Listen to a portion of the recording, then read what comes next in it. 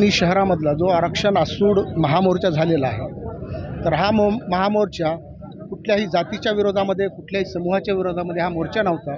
तर सर्वोच्च न्यायालयाने दिलेला जो निर्णय आहे त्या निर्णयाचं स्वागत करण्यासाठीचा आजचा हा मोर्चा होता. की जर देशाचं सर्वोच्च न्यायालय या वंचित समूहाच्या बाजूने जर भूमिका घेत असेल, तर या राज्य सरकारनं सुद्धा अनुसूचित जाती आरक्षण वर्गीकरणाचा प्रारूप आराखडा लवकरात लवकर तयार करून त्याची अंमलबजावणी सुरू केली पाहिजे, या मागणीसाठी आजचा मोर्चा आहे. इतर काही राज्यांमध्ये आपण पाहतोय की हे वर्गीकरण लागू झालंय, महाराष्ट्रातच काय अडचण निर्माण होत आहे? शासन वेळ काढून धोरण आहे का फक्त चॉकलेट देत आहे, गुलदस्ता ठेवले का? नाही, कसं आहे की इतर आधार घेऊ शकतात ना.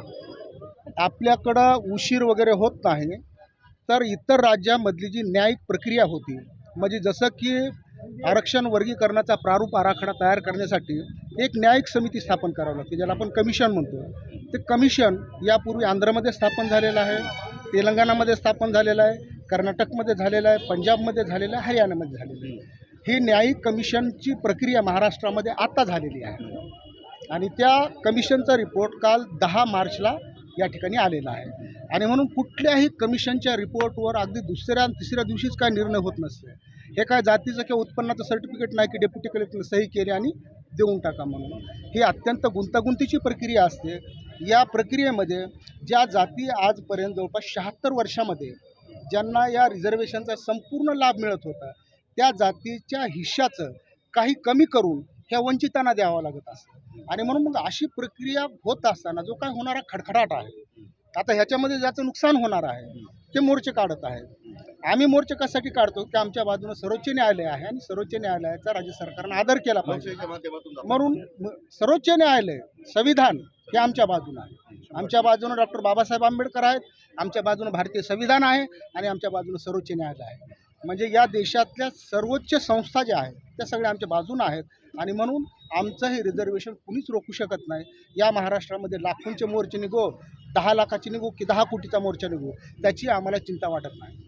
स्वर मोर्चा घेऊन आलो होतो आणि आमची मागणी सरकारला अशी आहे की शाहू महाराजांच्या न्याय जयंतीच्या दिवशी जो न्याय दिवस असतो त्या दिवशी महाराष्ट्रातल्या अनुसूचित जातीचं वर्गीकरण करून मातंग असेल किंवा वंचित समूहाला न्याय द्यावा, अशी निवेदन घेऊन आम्ही देवेंद्र फडणवीस साहेबांना कलेक्टरच्या माध्यमातून निवेदन देण्यासाठी आलेलो आहोत.